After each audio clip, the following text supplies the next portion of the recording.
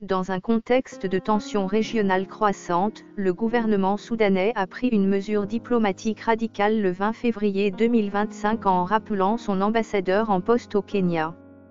Cette décision fait suite à l'organisation à Nairobi de réunions impliquant les forces de soutien rapide, FSR, une puissante milice paramilitaire en guerre contre les forces armées soudanaises depuis avril 2023.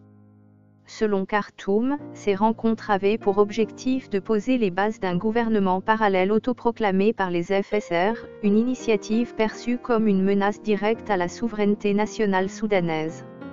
Le ministère soudanais des Affaires étrangères, relayé par l'agence officielle SUNA, n'a pas mâché ses mots, qualifiant l'accueil de ces discussions par le Kenya de « nouvelles provocations hostiles » et des « ingérences inacceptables » dans les affaires internes du Soudan. Cette accusation s'inscrit dans une série de griefs exprimés par Khartoum à l'encontre de Nairobi, qui a récemment hébergé des pourparlers jugés compromettants par le gouvernement soudanais.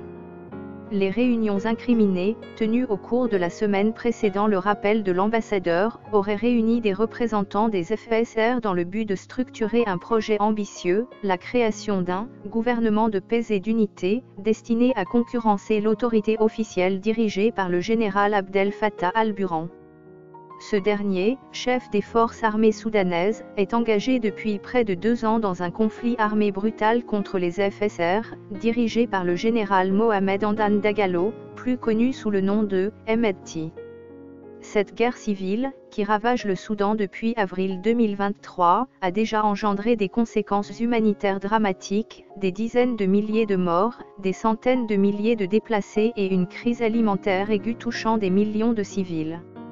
Selon les dernières estimations des Nations Unies, publiées en septembre 2024, le conflit aurait coûté la vie à au moins 23 000 personnes et blessé 33 000 autres, des chiffres probablement sous-estimés face à l'ampleur des combats. Le Kenya, de son côté, s'est empressé de justifier son rôle dans cette affaire. Le ministère kényan des Affaires étrangères a publié une déclaration défendant l'organisation de ces réunions comme étant « en parfaite cohérence avec la mission diplomatique du Kenya dans la recherche de solutions pacifiques aux conflits régionaux ». Nairobi se présente ainsi comme un acteur neutre, offrant une plateforme aux belligérants pour dialoguer et tenter de mettre fin aux hostilités. Cette posture, selon les autorités kenyanes, s'inscrit dans une longue tradition de médiation régionale. Pourtant, cette explication n'a pas apaisé la colère de Khartoum, qui voit dans ces initiatives une tentative voilée de légitimer les ambitions politiques des FSR, au détriment de l'État soudanais légalement reconnu. L'indignation soudanaise n'est pas un cas isolé et s'appuie sur des précédents historiques impliquant le Kenya.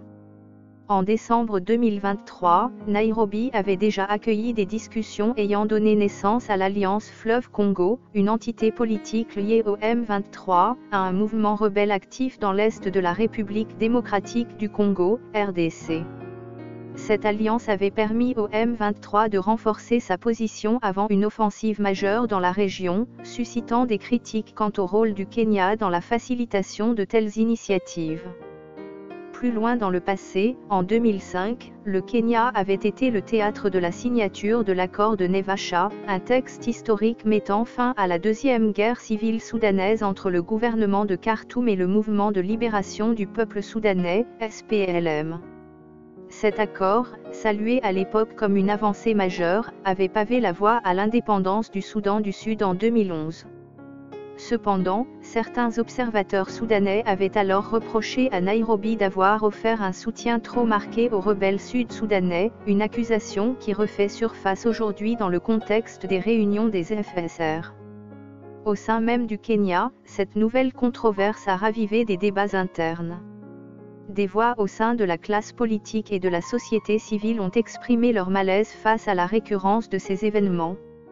Pour beaucoup, le pays risque de se transformer en un havre pour les insurrections étrangères, une réputation qui pourrait ternir son image de médiateur impartial.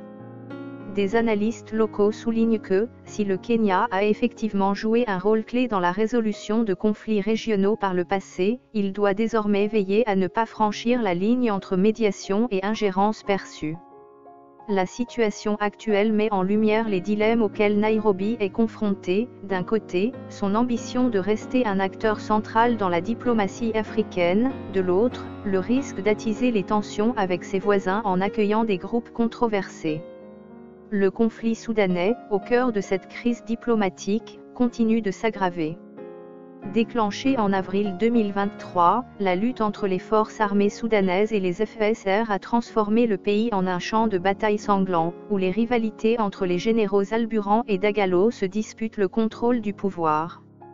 Ce qui avait débuté comme une lutte pour la suprématie militaire s'est rapidement mué en une guerre civile à grande échelle, impliquant des milices locales, des affrontements tribaux et une déstabilisation régionale. Les civils paient le prix fort, des villes entières ont été rasées, les infrastructures essentielles détruites, et les organisations humanitaires peinent à accéder aux populations dans le besoin. Les Nations Unies ont qualifié cette crise de « catastrophe humanitaire majeure », appelant la communauté internationale à redoubler d'efforts pour instaurer un cessez-le-feu. Dans ce contexte explosif, le rappel de l'ambassadeur soudanais au Kenya apparaît comme un signal clair. Khartoum refuse de tolérer ce qu'il considère comme une tentative de légitimation des FSR par des acteurs extérieurs. La réaction du Soudan pourrait également marquer le début d'une escalade diplomatique entre les deux pays, à moins que des efforts de médiation ne parviennent à désamorcer la situation. Pour l'heure, les regards se tournent vers Nairobi, où les autorités devront peser leurs prochains mots et gestes avec une extrême prudence, sous peine d'aggraver une crise déjà complexe.